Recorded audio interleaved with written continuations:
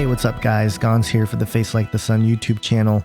Gizmodo published an article by Kwame Opum called Google Earth Reveals Strange Nazca-like Ruins in Saudi Arabia. Now, it got shared a lot a couple weeks ago, but I decided to go ahead and take a look at some of the pictures here, look at the coordinates, and take a look for myself. So we'll get into Google Earth here. This is allegedly the Earth. This square here is about the size, the footprint for the New Jerusalem as we find in the book of Revelation. And a quick shout out to Jacob, who sent me a file. He actually made the New Jerusalem. If he thought it was a cube, some think it's a pyramid, but it would be about that size, which is kind of crazy to see. So thank you, Jacob, for that. Something to think about. But at least the footprint, I mean, if it is a pyramid shape, this is the space it would take up. And interestingly enough, little known fact, I think David Flynn was the one that talked about it, but people don't consider this enough, which is that the Temple Mount of Jerusalem is considered the geographical center of all the landmass on the earth. You know, the whole idea of Pangea, we've seen people say, oh, it kind of fits. Well, the center point of that landmass is Jerusalem. So just an interesting factoid there. And if you're familiar with David Flynn's Temple at the Center of Time, you'll know the significance of that. But in any case, let's check out some of these ruins here. The first ruins in the Arabic desert.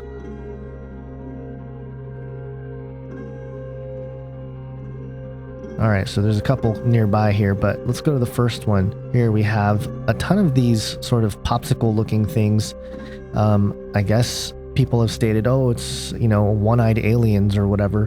Not necessarily so. This kind of thing doesn't necessarily mean that this is extraterrestrial stuff. Obviously, the Nazca lines are different because they have distinct shapes of animals and things like that from the sky. This, on the other hand, not conclusive, I don't think. You can't exactly say for sure that this is some sort of proof that there was ancient extraterrestrials, although I will suggest something later about the dragons of Arabia. But here's the first one. Pretty interesting stuff. Let's go to the second one here, which is actually part of this, simply the other side. Yeah, here we go.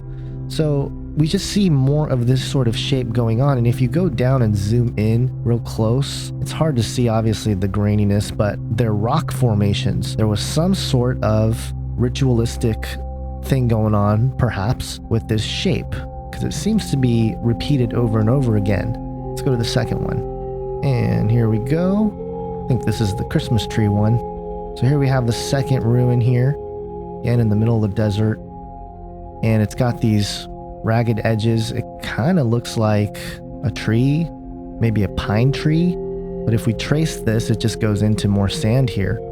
And, there's nothing really obvious about the shape of it. But it is interesting.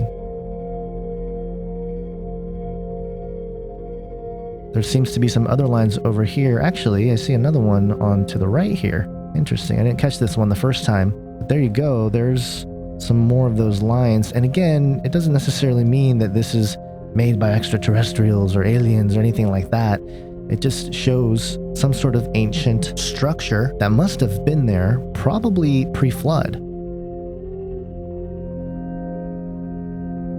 Now here's something interesting. I didn't notice this the first time either. Now I can't tell if this is actual shapes of human bodies or not, but here it looks like we have more of these long lines and these trails. It seems to kind of be random, but then here we see again the circle with the line motif. As I'm making this video, it looks like this structure is much bigger than that spot that I initially tagged from the image. But I guess I'm going to have to take more time. I'll leave the coordinates in the description section for you guys to do your own investigating. But there you have it. That's the second one. Interesting. It's a lot bigger than I expected. Let's go to the third one. Or I guess the fourth one. It's labeled 3, but what I meant was 4. So here we have this other interesting shape here, some sort of V shape, and these lines, so hard to tell, extend out. Now there's probably a bunch of different things that we can do here with the Google Earth app, draw lines and draw polygons and just see, if there's some sort of pattern that can emerge from all these different ruins. But that's beyond the point of what I'm trying to make in this video. So let's get to that last one, which is ruin number 4. There we go. This one is interesting as well. It all seems to have a very similar type of pattern. Obviously, this was probably made by the same people. And it's interesting because, again, it has sort of that aerial view, but it's not entirely clear. It's not necessarily anything specific.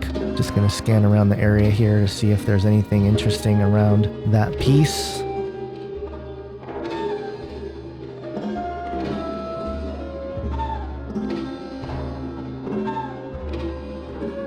Here we go. Here's another rock formation, a circular rock formation.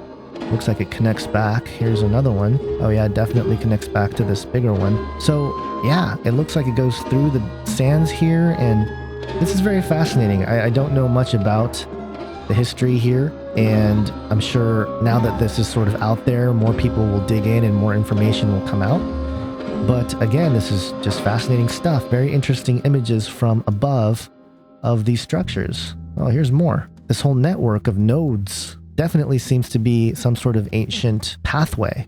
So there you have it. Those are some of the locations that I checked out.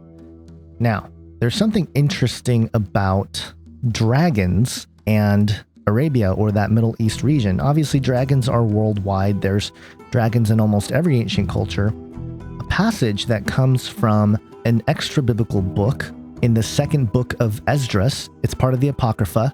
Chapter 15, verse 26 through 32 says this: "For the Lord knoweth all them that sin against him, and therefore delivereth he them unto death and destruction. For now are the plagues come upon the whole earth, and ye shall remain in them.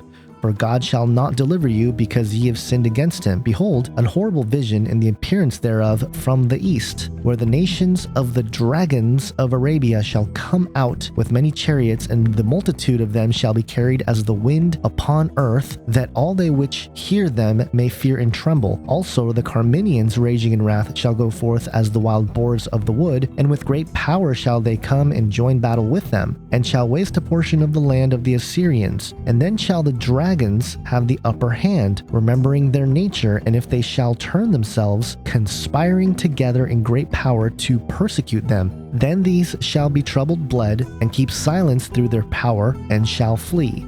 Now the main passage there is, "Where the nations of the dragons of Arabia shall come out with many chariots, and the multitude of them shall be carried as the wind upon earth, that all they which hear them may fear and tremble."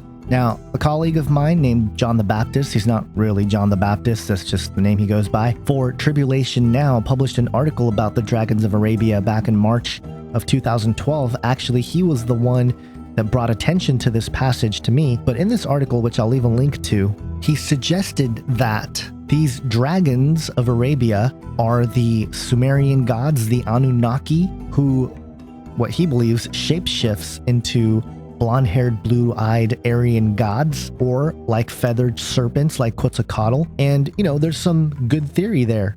But the thing that really interests me about this passage is the mention of coming out with many chariots, and the multitude of them shall be carried as the wind upon the earth. Now in Joel 2, there is a description of the army of Locust. And if you read through the whole thing, you'll find lots of connections, but specifically, I wanted to point out verse 4. "Their appearance is like the appearance of horses, and like war horses they run, as with the rumbling of chariots. They leap on the tops of mountains, like the crackling of a flame of fire devouring the stubble, like a powerful army drawn up for battle." Now, aside from the fact that this connects this army to the locust we see in Revelation 9 at the fifth trumpet, we see these rumbling chariots leap from mountaintop to mountaintop. Sounds pretty supernatural, sounds kind of UFO-y, right? And then in 2nd Esdras, it talks about how the multitude are carried as the wind upon the earth. Very similar, meaning in the air. So these dragons of Arabia are going to come in chariots in the air. It's very interesting if you start thinking about it that way. Now there's something called the Zahhak, or Bivar Asp, which according to Wikipedia in Persian means he who owns 10,000s of horses. This is a really interesting phrase because there's a passage in the Bible where it talks about God who comes with twice 10,000, thousands upon thousands. And that's Psalm 68:17. Now, the interesting thing about the Zahhak is that the etymology shows how the word derives from the word that means serpent or dragon or snake, and the other word that suggests stinging, burning, man or man-like, huge or foreign. And there's more to it here, where it talks about the Zoroastrian literature and its connection to demons and everything else. So there's consistency here with the dragons of Arabia and their own words that represent certain elements of things we see in the Bible and in places like the book of Esdras. So we've connected these dragons of Arabia potentially to Joel's army in Joel chapter 2, which means there is a direct connection between the dragons of Arabia and the Locust army that comes out in Revelation 9 at the fifth trumpet, because they all seem to be talking about the same thing if we start connecting dots. Now, this is not conclusive by any means, and obviously it's just a theory, but it is fascinating, and based on some of the things that were discovered in the desert, it does really raise questions. Now, I'm going to leave you with the most recent discovery in the deserts of Arabia, and that is this strange looking formation out in the middle of the desert. This is really interesting. And people have pointed out that you can make a hexagram out of this, a six-pointed star, and maybe not, but it is fascinating to consider. And if you go further down to the right here, you can see a few more of these pods. They look like little bugs or something, but definitely some structure that looks like it's buried. Some interesting stuff that's going on out there, and tying it to this passage from 2nd Esdras chapter 15, I just think it's really interesting. And again, I'll leave all the coordinates in the description section so you guys can do your own digging and let me know if you guys discovered something. Tell me what you guys think about all this. Is there a connection between the dragons of Arabia and the Locust army that's described in Joel 2 and Revelation 9? Have an awesome day, guys. God bless.